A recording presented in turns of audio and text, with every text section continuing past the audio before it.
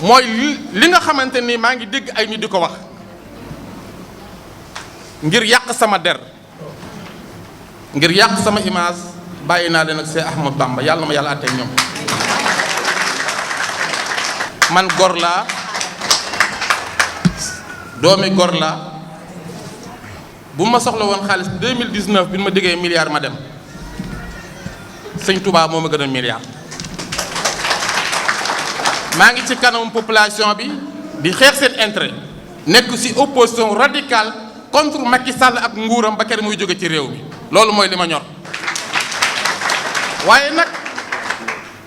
du ma nangu kenn di mu yóbbaale ci ay caaxaan man coalition Wallu Sénégal laa bokk président Abdoulaye Wade mooy suñu kilifa mooy suñu baay di taalibe bi Cheikh Ahmadou Bamba moom la ñuy dégluwun keneen ci mbirum politique. bi nga xamante ni aussi am na fan yi ci ginnaaw lu ñuy wax motion de censure te article 86 ci constitution bi wax ko article 97 ci règlement intérieur Assemblée nationale ñëw leeral ko biñ ci àggee dama jël décision jël sama taxawaay wax ni man Cheikh Abdou Bara Dolly lépp lu ñuy def ci Assemblée nationale wala lu mën doon buñ ma ci boolewul xamuma ci dama ciy maandu ndax loolu la ma sama diina sant te loolu la ma sëriñ bi sant. bi nga xamante ni ñi ngi koy wote ñëw naa ba ci ñoom ma laaj leen muy waa Yewwi Askan Wi ni leen lii ngeen di def dama bëgg bu dee lu ñu xamante ni ñëpp ñoo ko war a bokk ñu waxtaane ko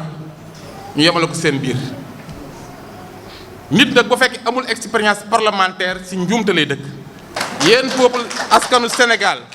yéen waa Mbacké ak Touba dama bëgg ngeen xam ni Cheikh Abdou Bara Dolly ma nekkoon démb mooy bi nekk tey. dama am ambition ni ko ñëpp amee bëgg naa jël réew mi 2024 dama bëgg nekk candidat incha allah loolu nag ku mu neexul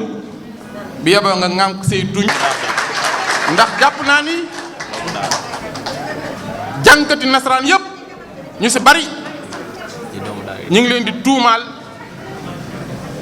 ñii sàcc xaalis ñii trafic ñii def leneen waaye doomu daara bu ñu tuumaal dara man day mosuma koo gis man Cheikh Abdou Bara sama loxo set na wit bëgg naa jël réew mi kenn tuumaalu ma dara. moo tax incha allah danañu woote benn congrès boo xam ni fii ci Mbacké lay doon 1,5 million personnes danañ ko dajale. Sénégal gépp ñëw ñu def suñu congrès investir fexe nag dugg ci askan wi wax ak ñoom ndax Sëñ Tuubaa mooy joxe te Sëñ Tuubaa bu ñu ko laajee war na ñoo mën a jox incha allah. li ma ñor mooy 2024 Macky Sall du nekk candidat loolu mooy li ma ñor loolu laay xeex guddeeg bëccëg ndax yàq na réew mi yàq na àll réew mi yàq na jikko yi mais ki ñuy fal tamit war nañ koo xool bu baax a baax a baax ndax li ñu daloon si Macky Sall mu bañ a dal si kaw. man day kum man di doon boo bëggee gañe Touba da nga ànd ak man bu neexee yàlla. waaw waaw. boo bëggee gañe Sénégal da nga wax ak man bu neexee yàlla waaye nag tout sauf Macky Sall. pour mu jóge fi 2024